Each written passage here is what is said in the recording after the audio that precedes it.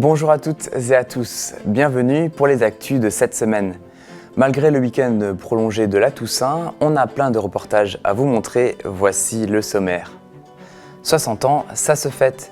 La paroisse protestante de Reichshofen soufflait ses bougies à l'espace cuirassier ce dimanche, avec un culte, un repas et de la musique.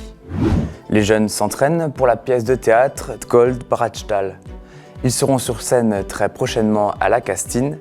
Nos caméras ont filmé les dernières répétitions du Tarn. Silence, moteur, action.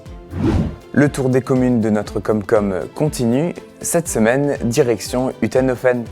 Entre ses belles maisons bleues, le lavoir et son église, le maire nous emmène pour une visite du village.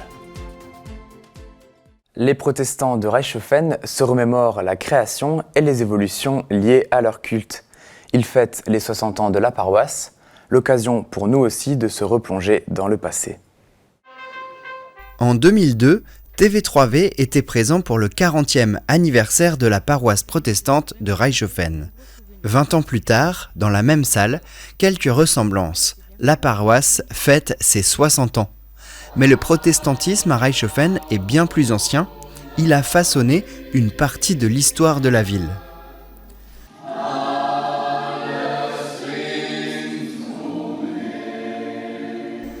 Trois pasteurs ont officié à Reichshofen, M. Bresch, M. Brunenkant et Mme Giselbrecht. Ils étaient réunis ici en 2018. Entre les différentes nominations, des pasteurs des environs assuraient des cultes.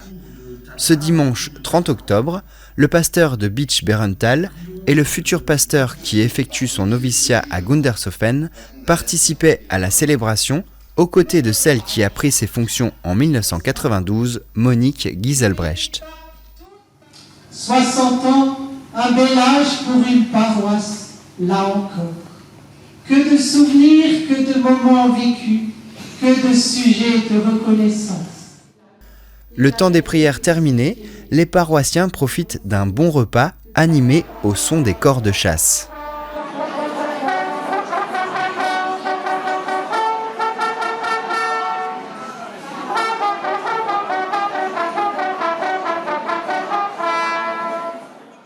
Les paroisses protestantes du consistoire de Niederbronn organisent un concert de Noël. Ce sera le 21 décembre à 20h à l'église Saint-Jean de Niederbronn. La MAM, maison d'assistante maternelle à Griesbach, a ouvert ses portes aux enfants et le samedi 29 octobre aux parents pour une découverte des lieux. Le bâtiment a été rénové par la commune. Après 4 ans de projet, la structure située sur la rue principale dans les anciens locaux de la banque accueille des petits depuis le 10 octobre. On y retrouve une cuisine, un espace dédié aux activités et à la détente, une salle de repos, mais aussi une terrasse et un espace extérieur pour les jeux. Au Petit Nido recherche une 3e assistante maternelle qui partage leur vision de pédagogie alternative d'inspiration Montessori. On vous parlera de ce projet prochainement dans un reportage à l'occasion de l'inauguration officielle le 10 décembre. Le théâtre amateur nécessite déjà beaucoup de travail. Alors en plus, quand c'est en alsacien, la concentration est de mise. Direction l'école de Leuze pour les répétitions. So, wir sind bald so weit. Ich muss schauen, dass alles in Ordnung ist am Tisch vom Jury.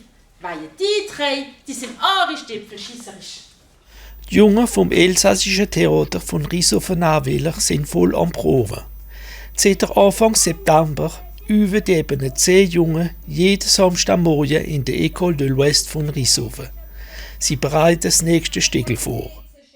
Also der Stegel ist geschrieben worden von der Manon Zink und redet vom Wettbewerb, wie die Kinder jeder eine andere Bratstall im Jury vorstellt, wie dann die Bratstall versucht und dann der Gewinner choisiert.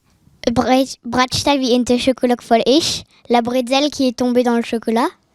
Der Bratstall von der Mama, la bretzel magique de grand-mère. Slaven rosarot, c'est la vie en rose.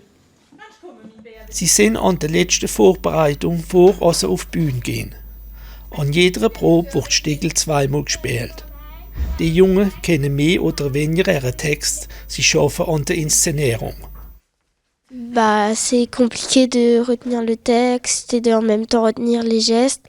Et après, on révise chez nous, donc ça va. Et après, faut parler assez fort et après, on y arrive.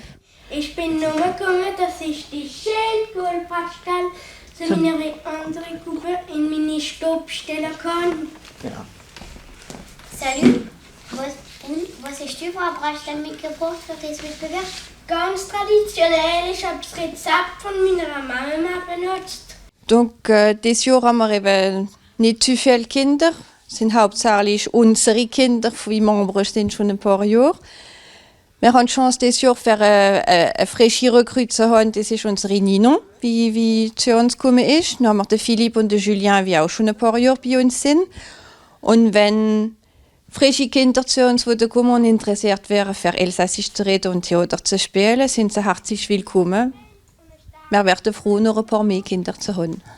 So, und ihr Mitglieder vom Jury, wenn wir jetzt sagen, an wem ihr euren Punkt geben wollt. Madame Espitz. Also ich gebe meinen Punkt, den Lave in Rosenrot-Bratstall. Gut. Und Sie, Herr Beck? Ich gebe meinen Punkt von der Bratschal, von der Mama. Du hast etwas dran gewonnen. Während dieser Proben machen sie, wie wenn sie Bratstall essen täten, aber wenn sie mal richtig auf der Bühne stehen, dürfen sie essen über dem Spielen. Es ist ein Vorgeschmack vor dem Auftreten, aber wenn die Jungen ein Stück Goldbratstall sehen will, kann das vom 12. November ab vor dem Stück von der Großenlöhe. Dimanche 30 octobre, Dambar renoue avec le Speckfest, le premier organisé par le football club Dambar Neuenhofen. Une bonne centaine de personnes a participé à l'événement, d'abord avec une marche d'environ 10 km, puis ils ont pris des forces avec une bonne soupe auprès d'un bon feu à midi pour griller le Speck. Le Speckfest sera reconduit l'année prochaine. Direction cette semaine, le village d'Utenhofen. Thomas Bauer, le maire, nous parle des projets à venir, des particularités de la commune, comme ses nombreuses maisons bleues. Avant-dernière halte dans nos portraits de village à Utenhofen. La commune compte 209 habitants. Ce n'est pas la plus petite en termes de population, mais en termes de superficie avec 1,95 km. Utenhofen se situe au cœur de la Comcom, un village de carrefour entre Mittesheim, Gumbrechtshofen et Gundershofen, le long de la Zinsel.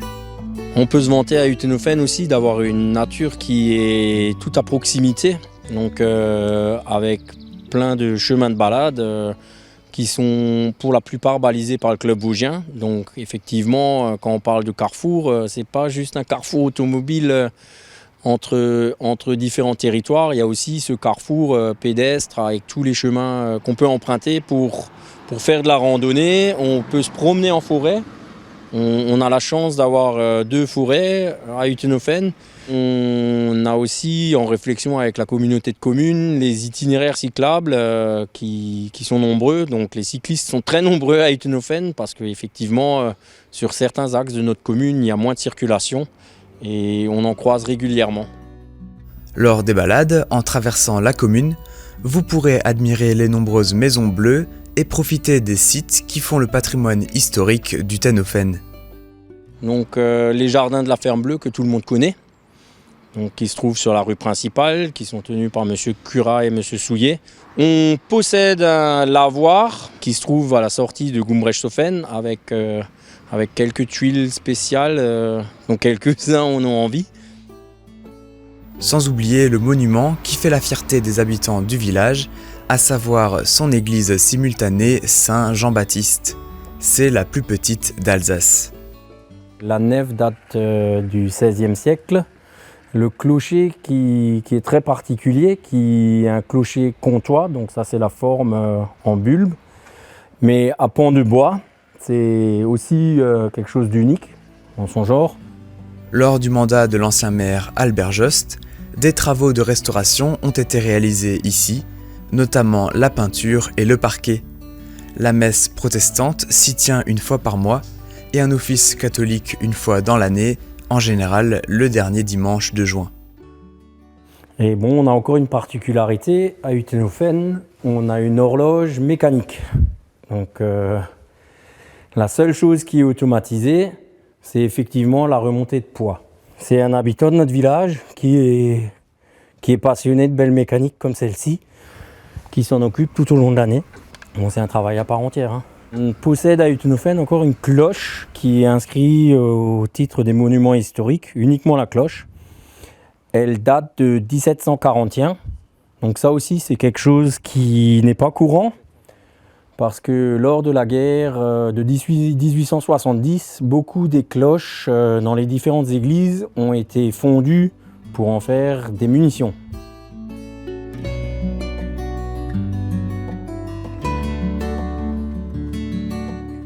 Côté commerce et entreprise, on retrouve 2 menuisiers. Des manifestations annuelles sont prévues, comme le Mesti organisé par l'association culturelle d'Utenhofen, ou encore la fête des aînés. Le rail intervient aussi dans le village, pendant moments scènes ou lors d'activités pour les enfants et les familles. Un CMJ a été créé conjointement avec Mittersheim.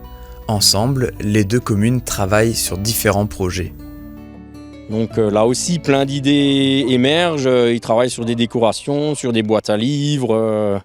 Il y a plein de petits projets qui sont en cours de développement et ils participent activement aussi à toutes les cérémonies qu'on a au niveau des 2 communes. Côté municipalité aussi, il y a des projets. Depuis le début du mandat, le maire et ses adjoints se sont penchés sur les économies d'énergie et budgétaires. La majeure partie des travaux se situe au niveau de l'école. C'est le bâtiment le plus énergivore, avec une consommation de près de 5000 litres de fioul à l'année. Pour l'année 2021, on a remplacé la chaudière. Et cette année, on est passé à la phase isolation par l'extérieur pour effectivement, une fois baisser cette facture au niveau de l'ancien bâtiment de l'école. Après, on a fait quelques travaux aussi qui étaient nécessaires au niveau des voiries et tout ce qui entre en ligne de compte pour une gestion communale. Il y a plusieurs projets qui sont en réflexion. Donc on va bientôt arriver à la moitié du mandat. On est en réflexion autour d'une rénovation de l'éclairage public.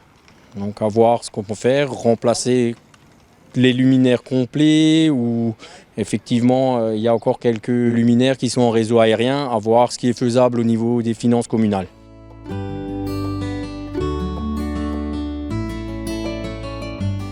Le portrait se termine déjà. Une dernière anecdote avant de finir.